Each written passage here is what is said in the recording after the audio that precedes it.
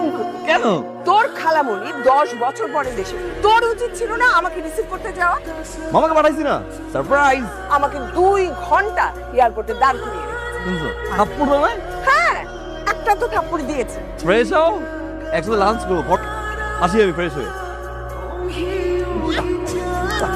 আমি ও মাই গড ইমরানবি কেমন আছিস তুই? কত বড় হয়ে গেছিস, চুলগুলো কি সুন্দর বড় হয়ে গেছে। এটা কি? ও ওয়াও, আরে এটা তো হাতি বাজিং মামা। ফাইজলামি শুরু করছো? এই তো সাহস কম না? আমি 10 বছর পরে বাংলাদেশে আসছি, এয়ারপোর্টে আনতে যাস নাই তুই, একেবারে আমার খোঁজ নেস নাই। রুম যে আমি জ্বালাই দিই এটা তো সাত কপালের